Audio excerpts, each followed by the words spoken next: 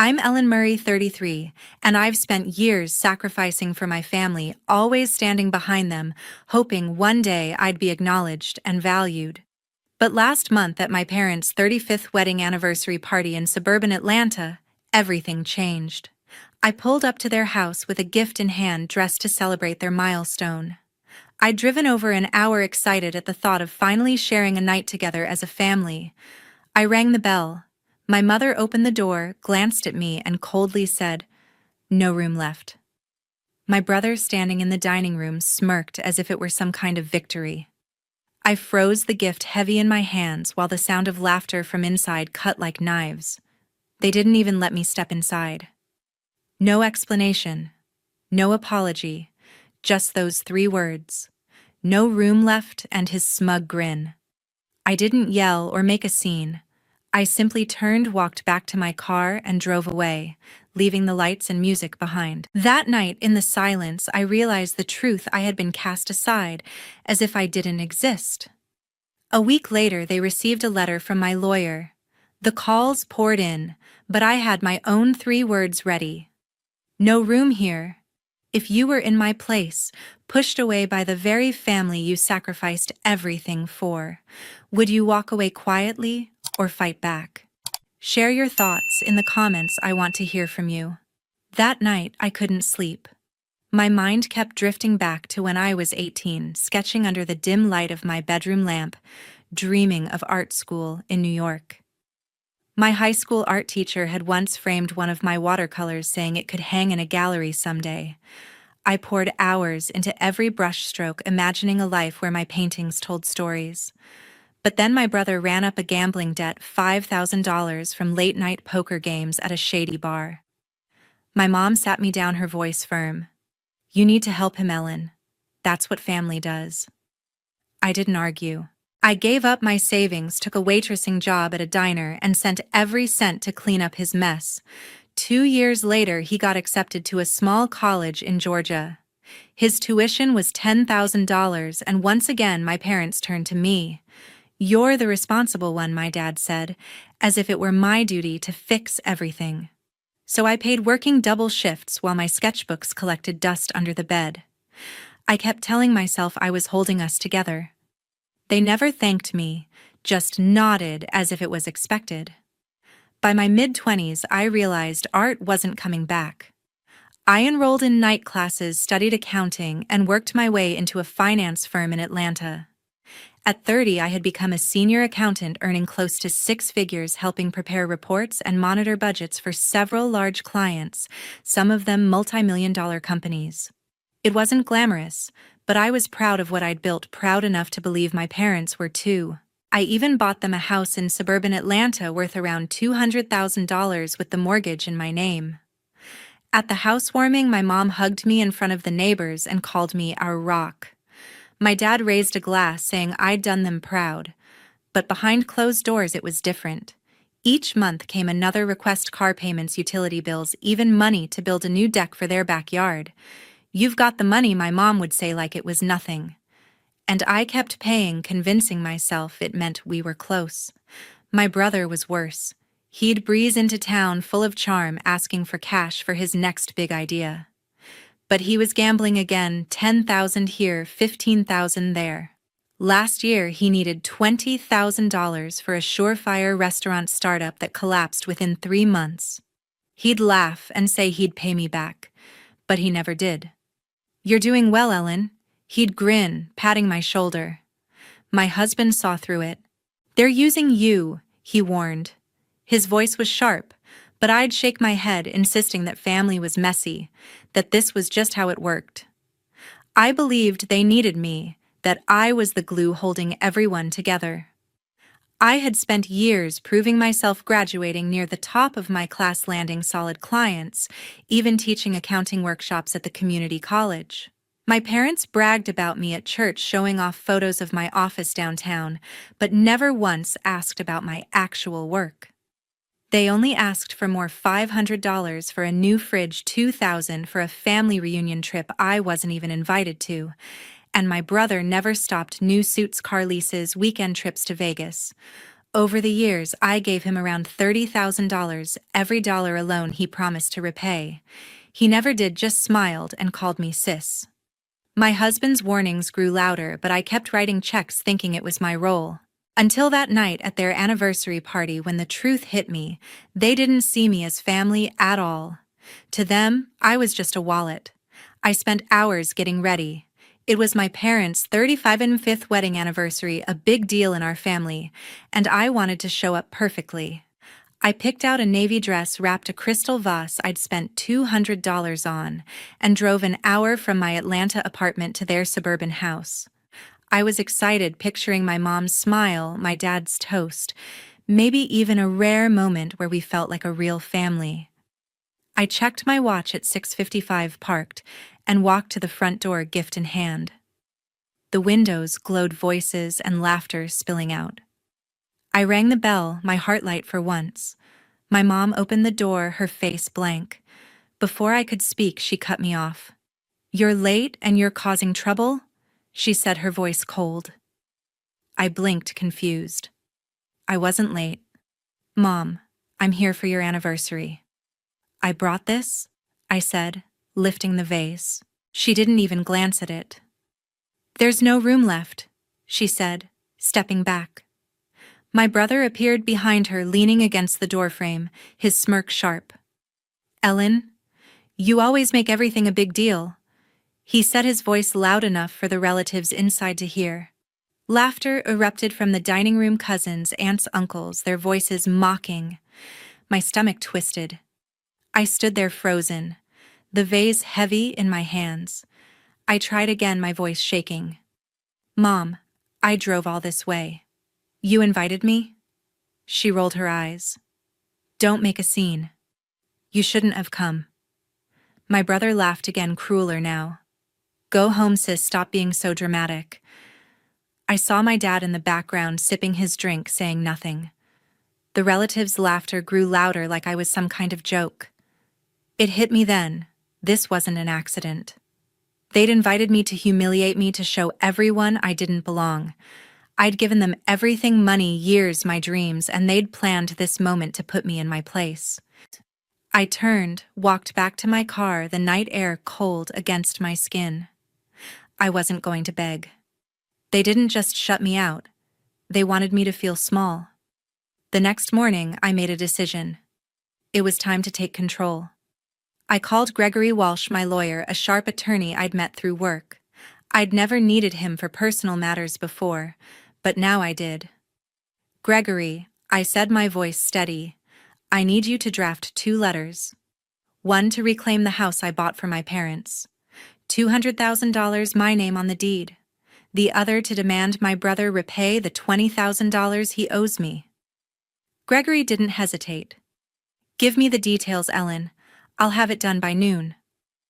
I laid it all out, the house I'd purchased 5 years ago, every payment I'd made, and the loans to my brother, his gambling debts, his failed ventures, all documented in emails and bank transfers. By 10 o'clock, Gregory had the letters ready, formal and airtight, addressed to my parents and my brother. I drove to his office, signed the papers, and watched him send them certified mail. The first letter gave my parents 30 days to vacate the house or buy it from me at market value. The second demanded my brother repay the $20,000 within 60 days with interest or face legal action. I felt a weight lift, not anger but clarity. I'd been their bank for too long. Now I was drawing a line. Gregory shook my hand, his tone firm. "They'll get the message. If they don't comply, we'll escalate." I nodded, thanked him, and left, my resolve hardening. By evening, my phone lit up. My mom's number flashed first. I let it go to voicemail. "Ellen, what is this nonsense?" Her voice snapped, shrill and panicked. "You can't take our house. We raised you." An hour later, my dad called, his tone softer but desperate. "Ellen, let's talk about this. You don't need to do this." I didn't pick up. My brother's call came next, his voice a mix of charm and anger. "Come on, sis. You're really going to sue me over $20,000. That's low. I ignored that too. Over the next 3 days, the calls kept coming. My mom left 7 messages each, one sharper accusing me of betraying the family, of being selfish. "You owe us," she said in one, her voice trembling with rage. My dad's messages grew pleading, mentioning their fixed income, how they couldn't afford a new place. My brother sent texts alternating between apologies and insults. "I'll pay you back, Ellen, just chill," one read followed by, "You're acting like a jerk." I didn't respond to any of them. Each unanswered call felt like a step toward freedom. I sat with my husband that night, the phone buzzing again. He squeezed my hand. "You're doing the right thing," he said. I nodded, but my chest still ached. I'd spent decades trying to earn their love, thinking my sacrifices would matter. But they'd shown me who they were, people who'd humiliate me in front of relatives, then panic when I stopped playing their game. The house wasn't just a house. It was my leverage, my way to say enough. The $20,000 wasn't just money. It was every promise my brother broke, every smirk he'd thrown my way. I wasn't doing this for revenge. It was about respect, the kind they'd never given me. I turned off my phone, the silence louder than their voices. A week later, my doorbell rang. I opened it to find my mother standing there, her face tight with anger, arms folded across her chest. She didn't wait for an invitation. She pushed straight into the living room.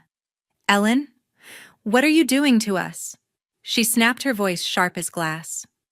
On the sofa sat Sharon Bell, my best friend since college, lounging with a glass of wine that caught the light. She lifted her eyes, one brow arched quietly, observing as if waiting to see how I would handle this. I shut the door behind me, my heart racing but my resolve steady. I'd ignored the calls, the pleading voicemails, the accusations. Now my mother had come in person and I was ready. She unleashed her fury like a storm. "You're tearing this family apart," she said, pacing the room. "Those letters threatening to take our house, demanding money from your brother. What kind of daughter does that?" Her voice cracked not with sorrow but with outrage, as if I had betrayed her by daring to stand up for myself. She stopped, pointing a finger at me. "We need that house, Ellen. You can't throw us out. And your brother, he's trying to get back on his feet. You have money. Why can't you keep helping us?" I stood there, letting her words wash over me. I'd heard them all before, the guilt, the demands, the assumption that I would fix everything. But this time, they no longer held power. I drew a steady breath, my voice calm but firm. "Mom, there's no room here either," I said, echoing her words from the party. Her eyes widened as if I'd struck her. "You shut me out, humiliated me in front of everyone, and now you're here asking for more. I'm done." I didn't stop. "I paid for your house. I covered your bills.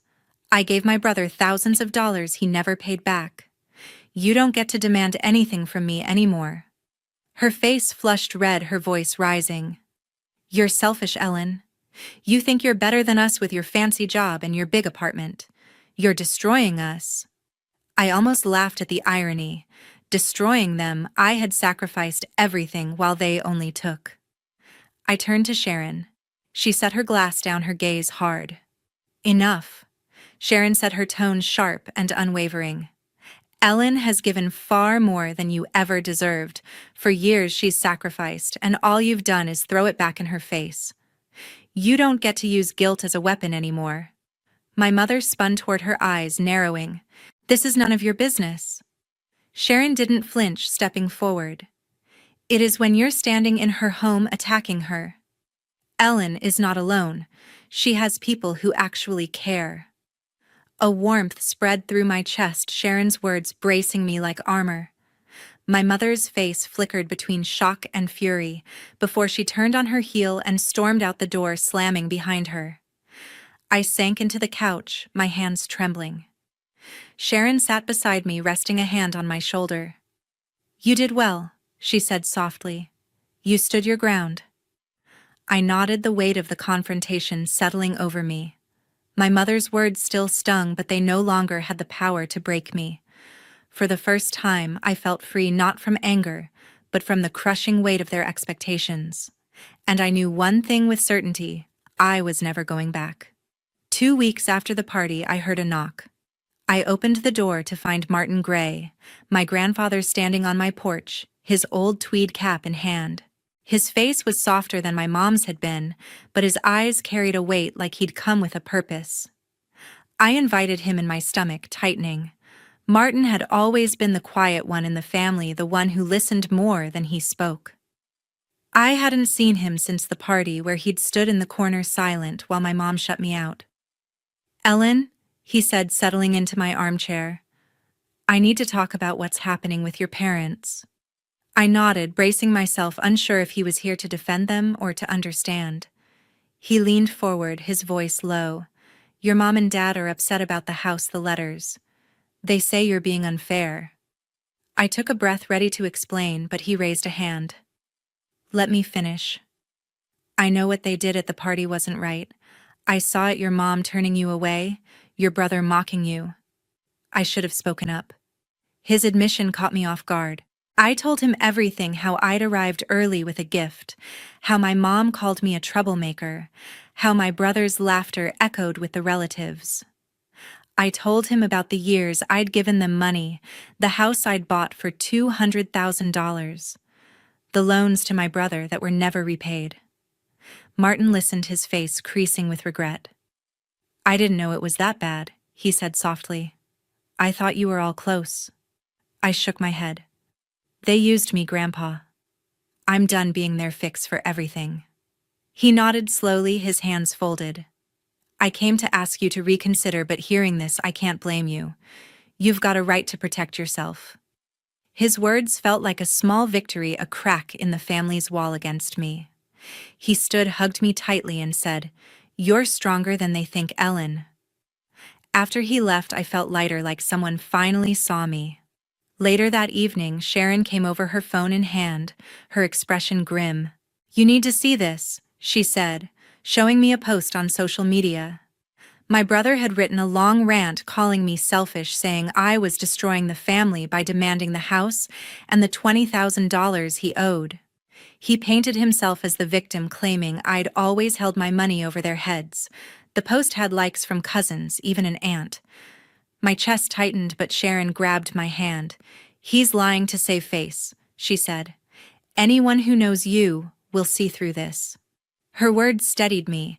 I wasn't going to let his lies pull me back into their chaos. I had Martin's support, Sharon's loyalty, and my own resolve. That was enough. 2 months had passed since that fateful night I got a call.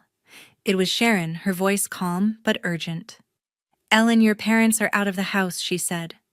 The legal process had moved faster than I expected.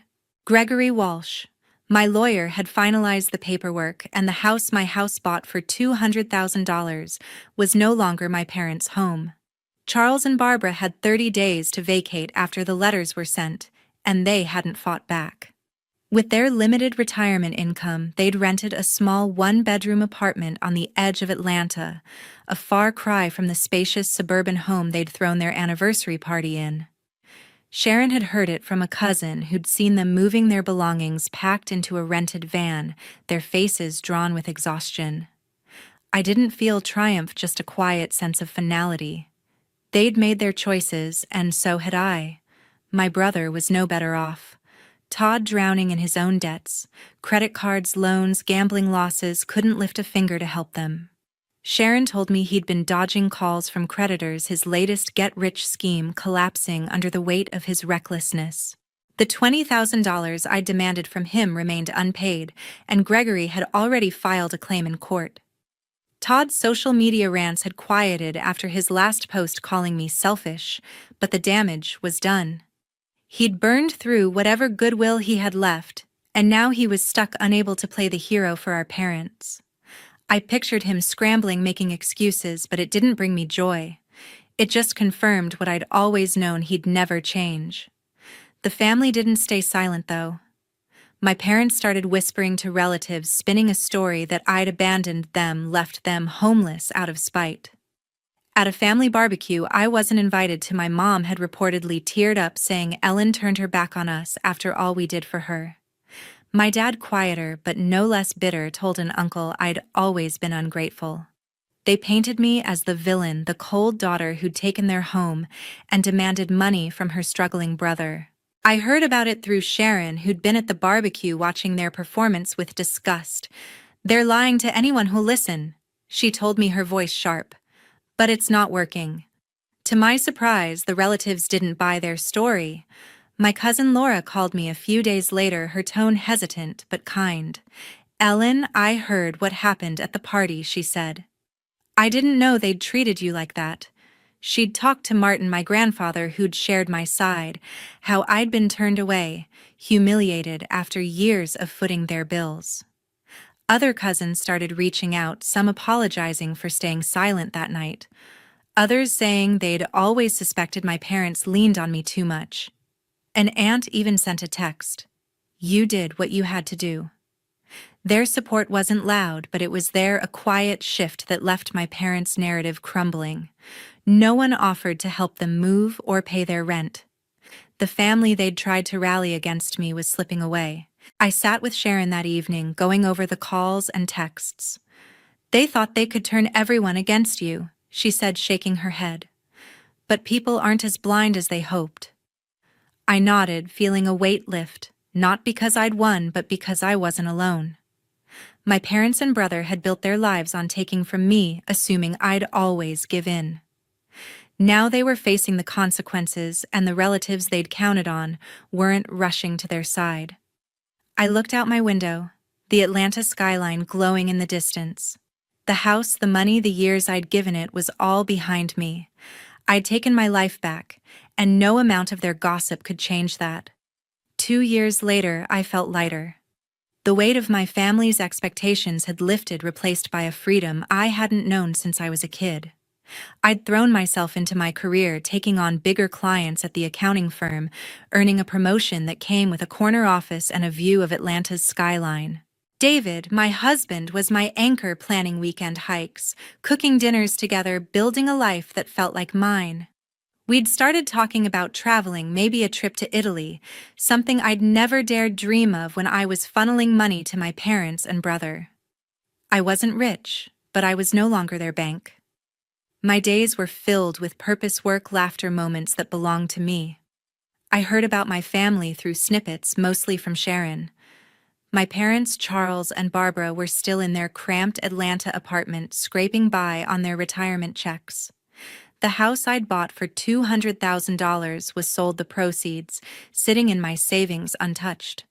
They never reached out, not even an apology, just silence, laced with resentment. Sharon said my mom had tried calling relatives for help, but got only polite excuses. My dad, quieter now, spent his days at a local diner nursing coffee and avoiding questions about me. They hadn't changed, still clinging to their narrative that I'd betrayed them, never admitting their role in pushing me away. My brother Todd was worse off. His debts had piled higher, credit cards, loans, another failed scheme that left him owing thousands. The $20,000 I'd demanded through the courts remained unpaid, and Gregory Walsh had secured a judgment against him. Sharon showed me a photo from a cousin's wedding I hadn't been invited to. Todd looked worn. His charm faded, no longer the golden boy. He'd stopped posting online after his selfish rant about me flopped, ignored by most of the family. He never said sorry, never acknowledged the years I'd bailed him out. Instead, he doubled down, telling anyone who'd listen that I'd ruined everything. But no one was listening anymore. I thought about them sometimes, not with anger, but with clarity. I'd spent decades trying to earn their love, thinking my sacrifices, my art, my savings, my time would make them see me. But they never did. That night at the party, when my mom said there was no room and my brother laughed, wasn't just a rejection, it was a truth. They didn't value me, and no amount of giving would change that. I'd drawn a line, not out of spite, but to protect myself. The lesson was hard-won. Setting boundaries with people who don't respect you isn't selfish, it's survival. I looked at David, at the life we were building, and knew I'd made the right choice. I was finally free.